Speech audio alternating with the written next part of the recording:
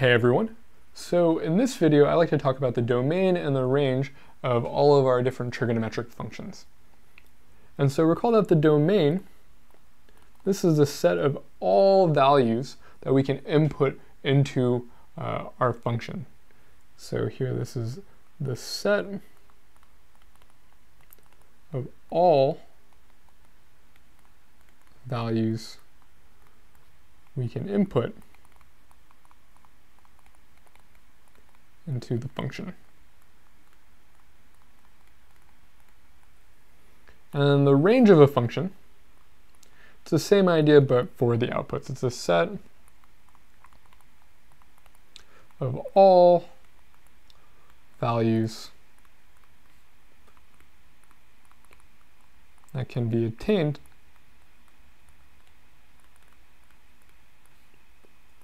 as outputs from a function. So let's start by finding the domain and the range of sine, cosine, and tangent, as these will be the main three trigonometric functions we'll use throughout our class. So to find the domain and range of sine, we have to make sense of what the inputs and the outputs mean for our sine function. So for sine, well, the input of the sine functions is really representing an angle. And every time we plug in a value into our sine function, what we're really thinking of is plugging in some angle theta. And what we get out is a y-coordinate on the unit circle, right? We can think about sine as giving out the y-coordinate of a point on the unit circle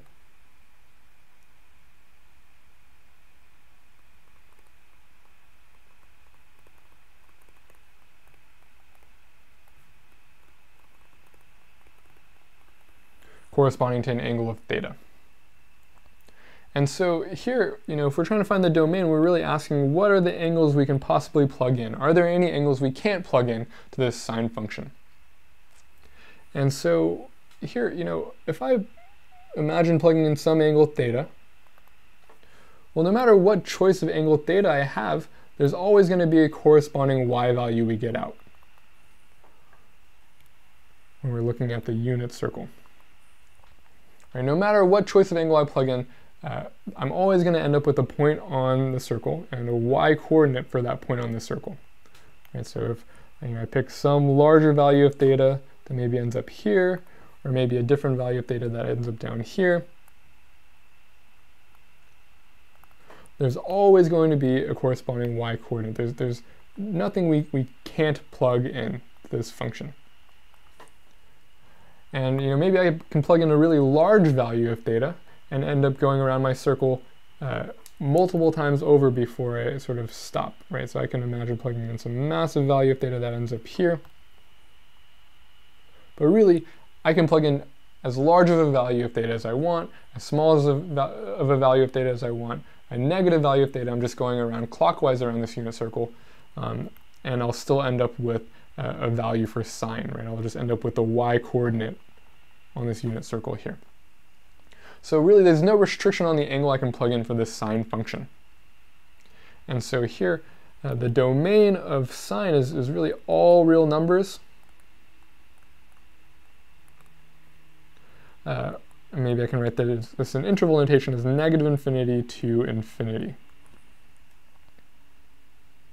Now what about the range? Well, we're saying that the range represents the list of all the outputs we can get from our function. And if we're looking at the unit circle here, if we're interpreting sine as taking an angle, giving back a y-coordinate on the unit circle, well, the unit circle, it's a circle of radius 1. And so the y values are only going to range between -1 and 1. We're not going to get anything outside of a y value of 1 or from -1 to 1. And so really the range here is just from -1 to 1. So what about cosine of theta? So cosine of theta, what does it do? Maybe I'll rewrite it here. So instead of sine, I'll write cosine. Well, it's going to take in an angle. it's not going to return the y-coordinate of the point on the unit circle. It's going to give us back the x-coordinate.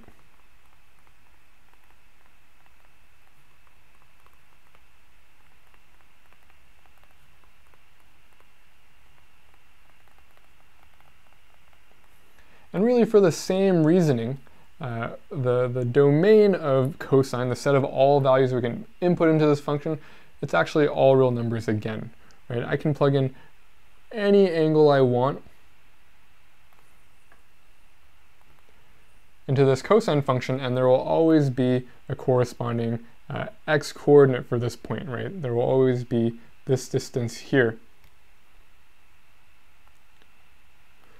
for the x-coordinate of this point on the unit circle. So really, the domain is a set of all real numbers. And again, that goes from negative infinity to positive infinity. And if we look at the range, we'll kind of, in the same line of reasoning as for our sine function, we'll, on the unit circle, the only x values we're going to get are going to fall between -1 and 1. Right, we're never going to get an x-coordinate outside of this window. And so really the range of this cosine function, the set of all outputs we're going to get from cosine, are only going to come from values between -1 and 1.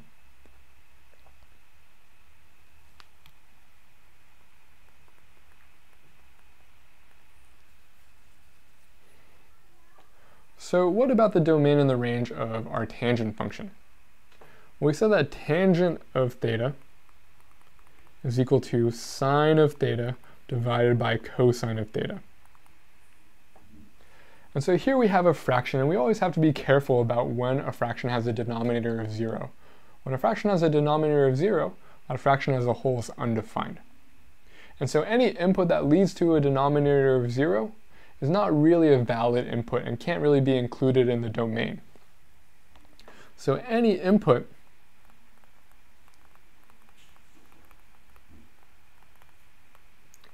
that makes cosine of theta equal to 0 is not included in the domain. And maybe let me just reiterate that.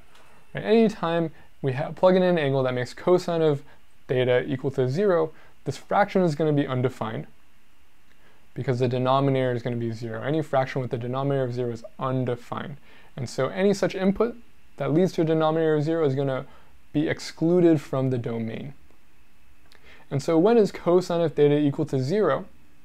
Well, cosine of theta is the x-coordinate on the unit circle.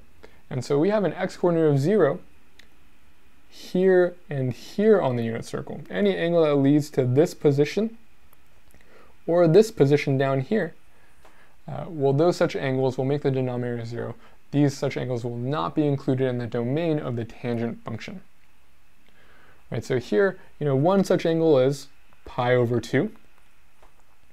Another angle is, well, if we add on pi to that, we go across this unit circle to 3 pi over 2. This is also going to lead to tangent of theta being undefined. If we add another pi to this, again, we end up at 5 pi over 2. We'll again have an undefined tangent function. And so this keeps going every time we increase or decrease our input by a value of pi from pi over 2. And so here what this is really telling us is that the domain, everything works except for these angles that we've just pointed out. So really all real numbers fall in the domain except any angles that lead to the topmost point on our unit circle and the bottommost point on the unit circle. So except for theta is equal to, well, pi over 2 is one example, but if we add on any multiple of pi, these will also be excluded as well. If we add on any multiple of pi to pi over 2, these will not be values we can plug into our tangent function. And this kind of makes sense, right? In the last video we said that our tangent function really can be interpreted as a slope of our angle theta. And if we look at these angles of theta, right? So maybe I'll draw, this example here, maybe this angle of theta. right? The slope of this line here is, well, it's a vertical line, and vertical lines have undefined slope. And so we're not going to get a corresponding value for tangent because tangent represents the slope of this angle, and this is a vertical line that has undefined slope. And that's the same case when we look at an angle that ends up down here. We also end up with a vertical line. Okay, what about the range? Well, here we can kind of continue with this idea of interpreting tangent as the slope of our angle. You know, I can imagine a slope of 0, and so here, you know, I know that 0 falls in my range. I can get 0 out from tangent. I can imagine a slope of anything larger, right? Here's some larger positive slope, an angle with a larger positive slope, and really I can imagine angles with as large of a slope as I want. Right? I can make the slope as steep as I want, and so this is really telling us that, you know, every single positive number out there, I can make a slope that's that steep. Similarly, we can sort of let this angle go downwards in the negative direction with a negative slope, right? No matter how negative I want this slope to be, I can make an angle with that slope. And so what this means here is that the range of the tangent function is actually a set of all real numbers.